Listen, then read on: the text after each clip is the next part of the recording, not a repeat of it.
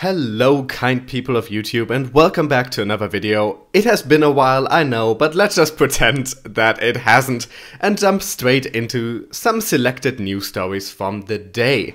Now the first story I want to talk about is Litecoin potentially integrating Mimblewimble for confidential transactions. Nothing quite official here, but some interesting going on, so let's read this article together.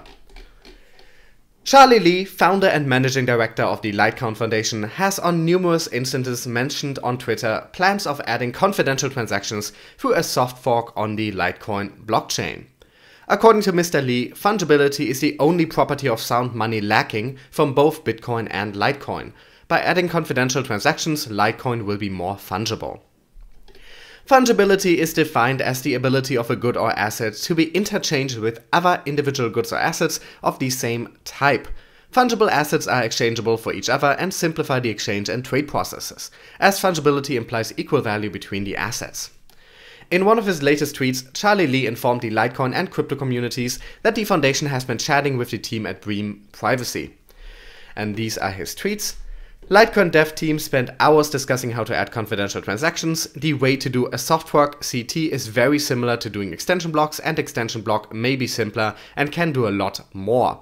We are now also exploring doing bulletproof Mimblewimble with extension blocks.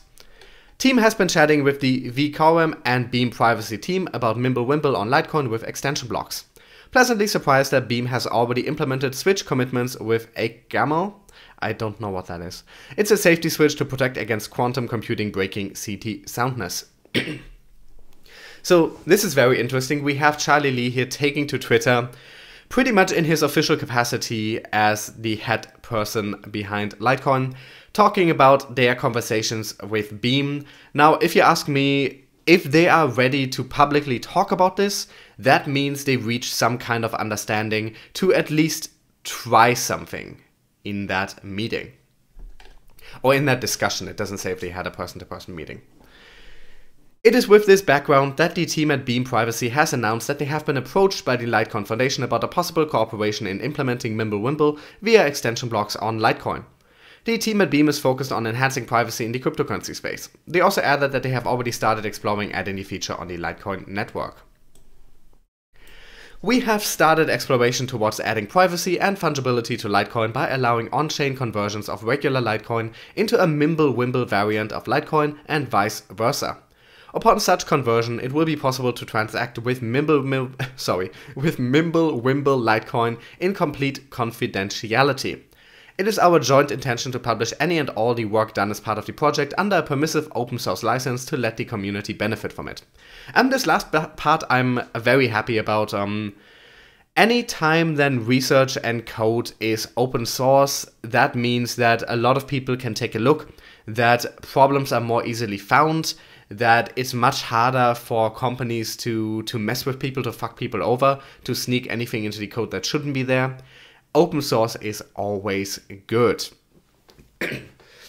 If this were to be integrated on Litecoin, that would make Litecoin significantly more interesting and more relevant in the cryptocurrency space, in my opinion. One big thing that we've seen in the last couple of months is a lot of coins exploring privacy features. Now, Litecoin is among coins that has explored privacy for a while now. Bitcoin is another one where people have been talking about potential solutions for years. But with Mimblewimble now being live in two different applications, one with Beam and one with Gwyn, it is drawing nearer and nearer to the point where we will see Mimblewimble or similar protocols, but it looks like we will primarily see Mimblewimble, also introduced into other major cryptocurrencies. And it looks here like Litecoin might be the first one. To my knowledge, Mimblewimble implementation on Bitcoin has also been in the works for a while now, but I think that is very much theoretical, because to integrate that you would actually need to hard fork Bitcoin. And let's just say the Bitcoin community is not very open to that idea. But this could be very, very good for Litecoin. I have made fun of Litecoin in the past on the channel for not having very many features, for essentially not having very many reasons to exist at this current point in time. If they can get Mimblewimble running on there, it will be a significantly more useful and more interesting coin. Still slow, still limited scalability, still limited possibilities of what you can do on top of it, but not nearly as behind the times technologically as it is right now if they can get these privacy features. And next up, once again, we have Vitalik Buterin saying ridiculous things, and actually, let me rephrase that. He's usually saying things that have a kernel of truth, but he's saying them in the most ridiculous, most offensive, most likely to be controversial way, and it's probably not something he does on purpose, but it's just getting too much here. He talked about other crypto projects, and the title here suggests that he specifically named these. He did not, but he still made some pretty incendiary comments here.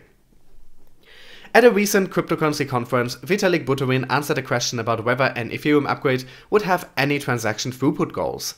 Buterin took the opportunity to cast shade on Ethereum alternatives like EOS, NEO, and Tron. Am I the only one who thinks it's a bit weird that this article on CCN, who is supposed to be one of the more professional crypto news pages, talks about casting shade? Like, or rather, in the next line, throwing shade. That is not the kind of terminology I expect on a crypto page. Anyways, back to the article. Buterin said, "So I've noticed a lot of misconceptions here because there are a lot of honestly bad crypto projects that try to claim, oh, because we use fancy BFT, we can do 5,000 transactions per second and proof of work can only do 15. He argues that consensus is the important thing when talking about the ability of a blockchain to process transactions. He continues, "There's a lot of horrible misconceptions inside that. Because the purpose of a consensus algorithm is not to make a blockchain fast, the purpose of a consensus algorithm is to keep a blockchain safe. With the way proof of work works, it's become unsafe if computers spend more than maybe 10% of the time actually mining and verifying blocks. Bitcoin NG or things like the various forms of proof of stake, it could potentially be safe if you go higher than 10%, but the difference is very small." The Ethereum co-creator then disparages blockchains that have made significantly more aggressive claims as to their transaction volume potential, saying, When a blockchain project claims we can do 3,500 transactions per second because we have a different algorithm, what we really mean is we are a centralized pile of trash because we only have 7 nodes running the entire thing. Now, he didn't name any specific currencies, but this, like the article points out, seems to be directed at NEO. The last bit seems specific to NEO, who actually has 7 consensus nodes running. While NEO is a blockchain platform for smart contracts, its very intention is quite different from that of Ethereum. It is not intended to be the world's computer, it is not mineable and does not have a mechanism for generating new coins. After some applause, Buterin then says there are good, legitimate ways to make a blockchain fast. He doesn't use this as an opportunity to soften the blow to alternative platforms, however. Instead, he doubles down, saying that the best ways to make a blockchain faster are Layer 1 and Layer 2 scaling solutions for Bitcoin and Ethereum. Buterin says one issue that Ethereum can address is latency, the time it takes to get consensus on the network. Ethereum can get from needing to wait 1 minute for a medium degree of safety to instead needing to wait 6 seconds. And we don't really need to read the rest of this. Ultimately, what he's saying here is that the only way to achieve such throughputs is by becoming overly centralized. I'm sure there is some kind of kernel of truth there, but considering how centralized the mining of Bitcoin and Ethereum is, he is not one to talk here.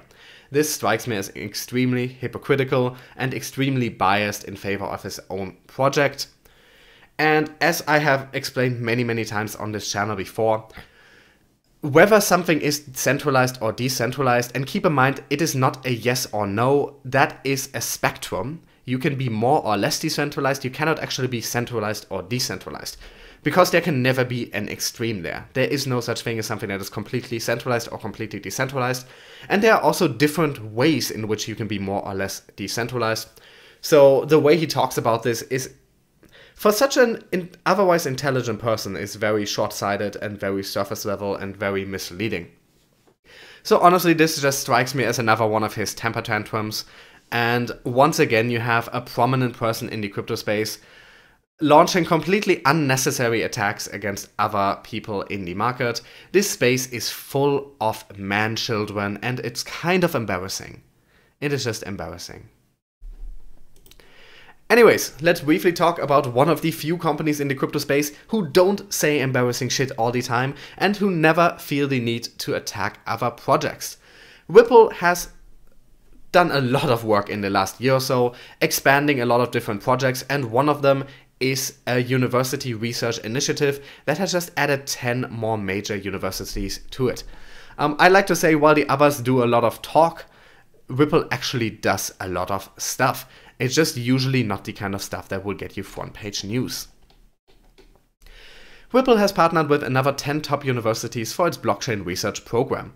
Announcing the news on Thursday, the blockchain payments infrastructure firm said that the University Blockchain Research Initiative is aimed to help grow the blockchain technology ecosystem. Now joining the initiative are Carnegie Mellon, Cornell, Duke, Georgetown, Morgan State, Kansas, Michigan, and Northeastern universities in the US, and the National University of Singapore and the University of Sao Paulo internationally. These are some massive name universities. You got Cornell, you got Duke, you got Georgetown, you got Northeastern, you got Michigan. Those are all very, very important, very reputable universities. Last month, Ripple also partnered with the Institute of Fintech Research at Tsinghua, probably mispronounced that, University in Beijing under the UBRI. Supported by Ripple's UBRI resources, the institutions will carry out research, develop and launch course material, host conferences, and award scholarships to students pursuing work in blockchain, cryptocurrency, digital payments, and related subjects. Duke and Georgetown universities, for instance, will support expanding curriculum and teaching, research and technical projects, and collaboration across disciplines, while the University of Sao Paulo will receive funding for a blockchain innovation program. With the new additions, the firm now has a total of 29 university partners. Ripple launched the initiative in June 2018, committing over $50 million to the effort and partnering with 17 universities from across the globe at the time. This is such a big thing, and you see barely anyone talking about it because this is not the kind of thing that instantly results in crypto prices moving. But this is so incredibly important. If we want the crypto space to have a future, the blockchain space to have a future, we need academia. And academia is not going to move by itself. If there's one thing I know from working in universities, and from even having organized conferences in the past, I have organized major European conferences with well over 1,000 guests, is that there is always a lack of funding. The biggest issue that academia has around the globe is a lack of funding. So when a company like Ripple sends out $50 million for blockchain research to a bunch of major universities, they are going to take it and they are going to use it in a meaningful way to develop the cryptocurrency, the blockchain space. There will be so many researchers benefiting from this. This will have, excuse my pun, ripple effects for decades to come. This is one of the largest, if not the largest, dedicated crypto research program that has happened. There's just no competition. And it's a very good reflection of Ripple as a company that they're investing this money, because this is not an initiative to progress Ripple or XRP. This is an initiative to progress blockchain research in general. And they have done this a few times in different ways. Ripple is doing a lot of things that are aiming at helping the entire space grow to maturity and progress and expand. And this is another step in that direction. 10 new universities, some of them really influential, joining this program and working with Ripple on furthering blockchain research. This is huge. This is absolutely enormous. And this is the kind of stuff that you should be watching. Because it's one thing to look at the prices, and the prices are going down. They have gone down for about a year now. So yeah, it's a bit disappointing. It's a bit disappointing. But this is the kind of stuff that you should be looking at for the long term. This is $50 million, and I have a feeling they will be pushing more money into this in the future. $50 million being invested into the future of crypto. And this is not money that is going to have an effect in a year or two. This is money that will have massive effects in 10, 20, 30 years. When all these researchers who have benefited from this money, from this support. This will probably benefit thousands of researchers in one way or another, by enabling them to attend conferences, by enabling them to carry out research that wouldn't have been funded otherwise, by enabling them to carry out courses dedicated to blockchain technology. This will have massive, massive long-term effects that will be nearly impossible to really quantify or tell what exactly they were. But this will be absolutely huge in the long term. Thousands of people will benefit from this. Thousands of people who want to progress the cryptocurrency and blockchain space forward. And this is beautiful. This is absolutely beautiful because Ripple doesn't have to do this. Ripple could be using that money for something else. They could be using that money to expand their own company. But they're using it instead to help the entire crypto space. This is this spirit of camaraderie, of working together that I want to see more of. And it's just in extreme contrast to the way a lot of the people behind major cryptocurrencies are acting. We should be working together, not against each other. And Ripple is pretty much a leader in that regard, and I think it's beautiful. Next up, in some parts of America, crypto is now officially recognized as money. This is a first step in a pretty interesting direction. In the United States, the state of Wyoming passed a bill that will allow for cryptocurrencies to be recognized as money on January 31st. On January 18th, Wyoming legislation presented the bill, which would help to clarify the classification of cryptocurrency. As reported by Cointelegraph earlier this month, the bill will place crypto assets into 3 categories: digital consumer assets, digital securities, and virtual currencies. Any digital assets that fall into these 3 categories will be defined as intangible personal property, granting virtual currencies the same treatment as fiat money.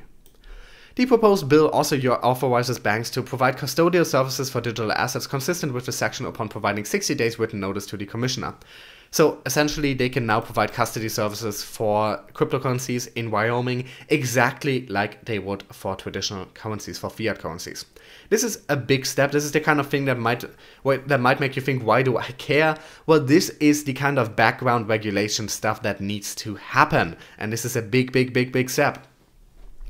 The bill will go into effect on March 1st, as stated on the Wyoming legislature website.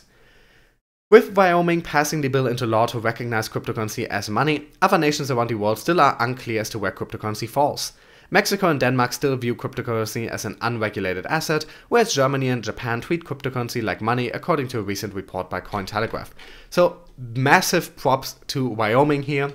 This might be the first of a long row of dominoes falling in America to make crypto recognized as money. Last but not least, we have a blockchain-based exchange coming. This an exchange for traditional financial assets, but there are some interesting elements to consider here either way. Switzerland's sorry, I'm a mess today, I'm a mess.